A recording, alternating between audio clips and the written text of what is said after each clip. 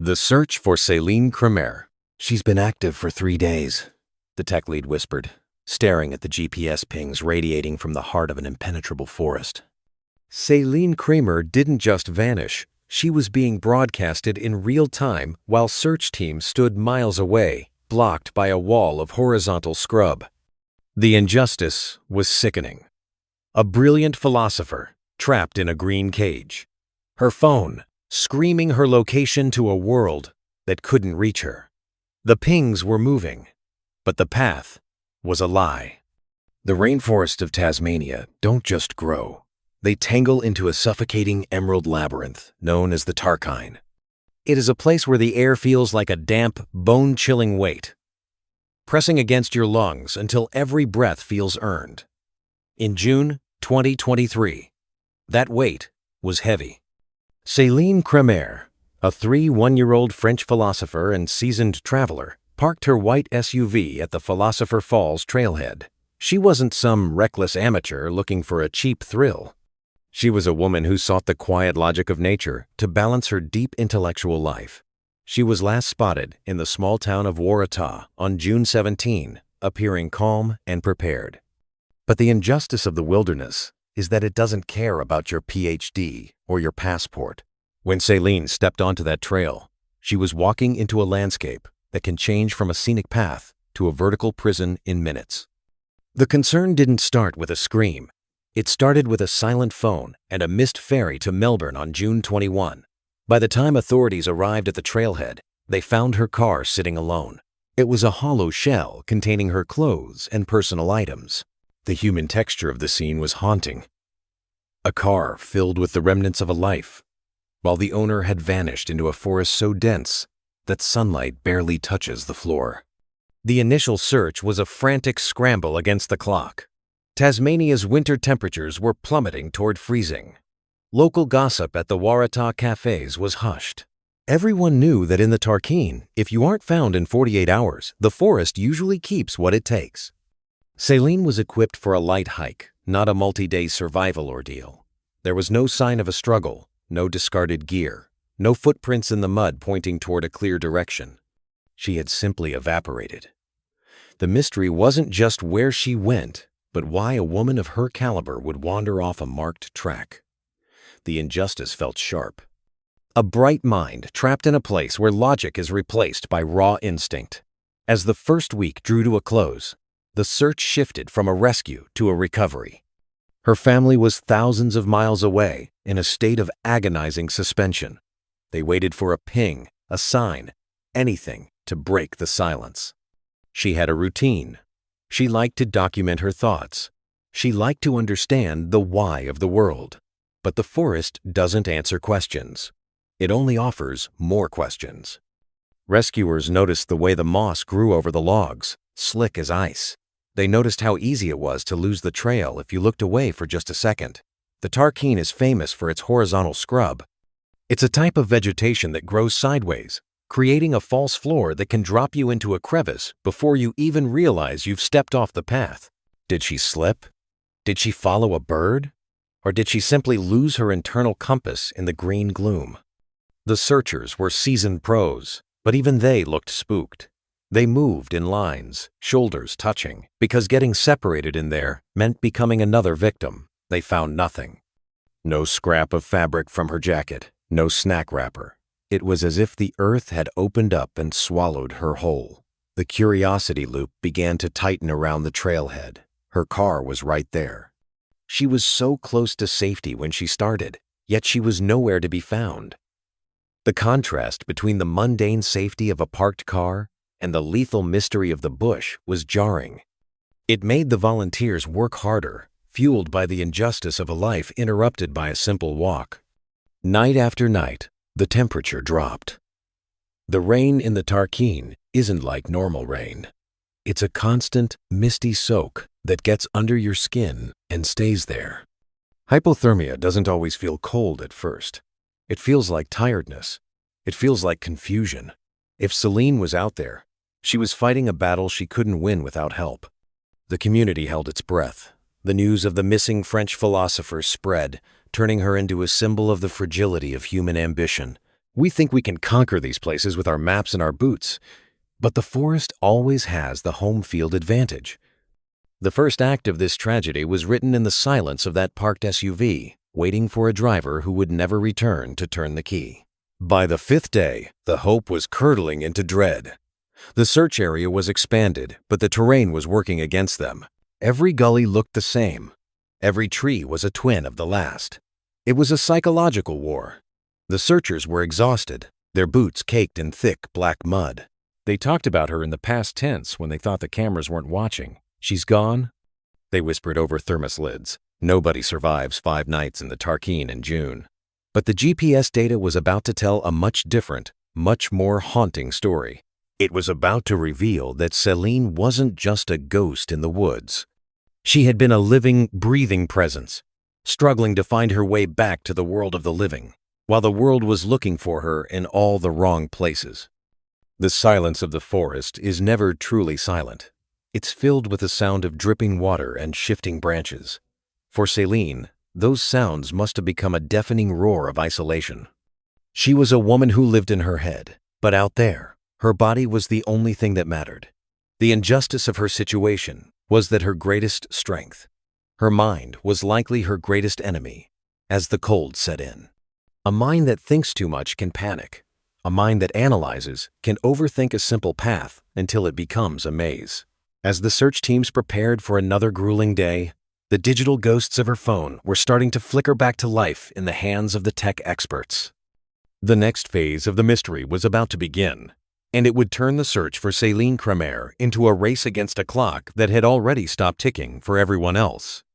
The momentum of the search shifted from a blind scramble to a surgical strike when investigators finally cracked the digital trail Céline had left behind. They gained access to her GPS data and mobile phone pings, and what they found sent a shockwave through the search teams. The data revealed that Céline's phone had been active and pinging off local towers as late as June 23, full days after she was last seen. This wasn't a story of a sudden fall or an instant tragedy. It was a slow-motion nightmare. Céline had been alive, moving, and likely trying to find her way out, while the search teams were just miles away. The tension escalated as rescuers realized they had been breathing the same air as her, separated only by the impenetrable green curtain. The human texture of the search became a grueling battle of attrition. Rescuers had to crawl on their hands and knees through vegetation so thick it could support the weight of a grown man. The smell of rotting damp wood and the constant rhythmic dripping of the rainforest filled their senses. The mystery deepened. If she was active for 3 days, why hadn't she made it back to the road? The GPS showed her moving in erratic patterns, a classic sign of wood shock where the brain loses its internal compass. The injustice was palpable. She had the technology to save her, but the canopy was so dense it likely blocked her own view of the landmarks she needed to survive. As the searchers pushed deeper into the vertical terrain near the falls, the weather turned into a secondary antagonist. Torrential rains washed away any potential tracks, and the wind muffled the shouts of the search parties. The curiosity loop focused on a single point. The GPS indicated she was near the base of a steep, treacherous incline. The escalation of the search involved drones and high-tech infrared sensors, but even the best technology struggled against the Tarkine's ancient defenses. The bystanders and volunteers grew weary, the hope flickering out as the realization set in that the GPS breadcrumbs led to a place where the forest was at its most aggressive. Every ping on the map was a heartbeat from the past. One ping at 2 p.m. on the 18th showed her near a creek. Another at midnight on the 19th suggested she was stationary, perhaps huddling under a fern to escape the rain. The searchers could almost feel her presence, a lingering energy in the cold mist. They found a spot where the ferns were flattened, a small victory that turned to dust when they realized it was just a pad for a wallaby. The emotional weight of the search was crushing. Every time a radio crackled, hearts stopped. "Is it her?" they'd ask, only to receive the same static and silence. The slang among the local bushmen turned dark. They spoke of the horizontal, that deceptive scrub that looks like a path but is actually a bridge of sticks over a 20-foot drop. They knew the forest didn't play fair. The gossip in the search camp shifted toward the technical failure of the GPS, how it could show you where you were, but couldn't show you how to get back through a wall of thorns.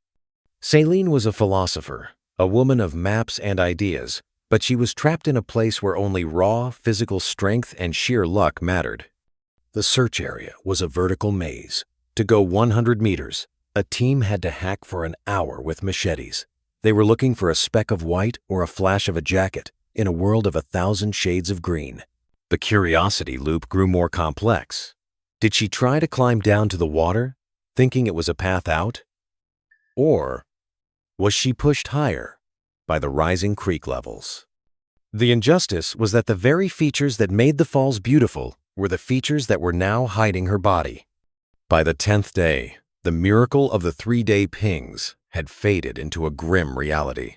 No one survives 10 days in the Tasmanian winter without shelter. The momentum of the search became heavy and somber. The rescuers were no longer looking for a survivor.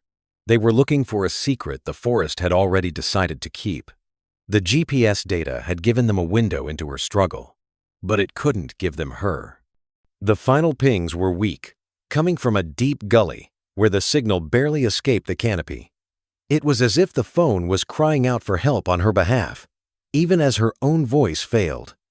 The final act reached its tragic conclusion on a Tuesday, nearly 2 weeks after Céline first vanished into the emerald shadows.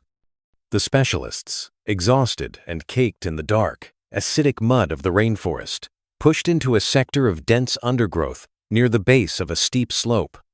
They were operating in the exact coordinates suggested by the final GPS pings, a place where the forest was so thick it felt like a solid wall. It was here that the drones and helicopters had failed, their infrared sensors unable to pierce the triple-layered canopy of the Tarkine. The searchers moved with a heavy, respectful silence, their eyes scanning for anything that wasn't green. Then, the radio crackled with the words everyone had been dreading. Céline Cremer's body was located in a position that suggested she had finally succumbed to the elements. The emotional punch landed with a devastating, hollow weight. She was found not miles away in some distant, unreachable wilderness, but relatively close to the area where she was supposed to be. The forest had simply hidden her in plain sight, muffled her calls, and turned a minor detour into a final resting place. She was found near a small clearing she likely thought was a way out, but was actually just another room in the green labyrinth. The revelation of her location served as a grim testament to the deceptive nature of the Tasmanian wild. She hadn't been taken by a predator or met with any foul play. She had been outmaneuvered by the terrain itself. The horizontal scrub had acted as a natural cage, and the cold had done the rest. The legacy of her disappearance left a permanent scar on the local hiking community and a haunting lesson for travelers worldwide. It highlighted the false security of mobile technology. Having a pinging phone means nothing if the world around you is a vertical maze that blocks every path to safety. Céline's intellect and her deep philosophical understanding of the world couldn't protect her from the cold reality of hypothermia. The aftermath saw a surge in calls for better signage and more rigorous warnings for international visitors who might underestimate the Australian bush. But for Céline's family, the result was a hollow, echoing silence. The philosopher who traveled the world to understand the complexities of life had her journey ended by the most basic and brutal of nature's laws. The Tarkine forest remains as beautiful and indifferent as ever, its floor covered in the same emerald moss that now holds the memory of a woman who just wanted to see the falls. The story ends with a chilling reminder. The wilderness doesn't just take your life, it takes your voice, leaving nothing but digital pings in the dark to tell the tale. As the searchers packed their gear and left the Philosopher Falls trail, they looked back at the trailhead where her white SUV had sat for so long. The car was finally gone, towed away, leaving only the empty space where she had last stood in the world of the living. The curiosity loop had closed, but it left no satisfaction. Only the heavy realization of how easily a life can be swallowed by the shadows. Céline Cremer is now part of the history of the Tarkine, a name whispered when the wind picks up through the ferns, a philosopher whose final lesson was about the terrifying, silent power of the natural world. The search for Céline Cremer ended in the shadows of the Tarkine, but her story serves as a warning for anyone who hears the call of the wild. If this deep dive into the mystery of the philosopher's detour moved you, please hit that like button and subscribe for more stories from the edge of human endurance. Tell us in the comments, do you trust your GPS more than your own instincts when you're off the beaten path? Until next time, keep your eyes on the trail and respect the silence of the woods. The Tarkine forest doesn't leave behind clues, only digital ghosts and questions that haunt the survivors. If this story reminded you that the wilderness always has the final word, hit that like button and subscribe to our channel.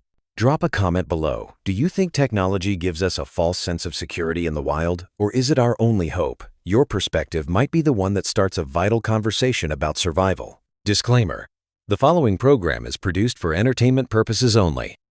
While the narrative is based on the tragic events surrounding the 2023 search for Céline Cremer and incorporates reported GPS data and geographical facts, certain dialogue, character perspectives, and atmospheric descriptions have been dramatized for storytelling impact. This script is not intended as a professional survival guide or a definitive forensic report.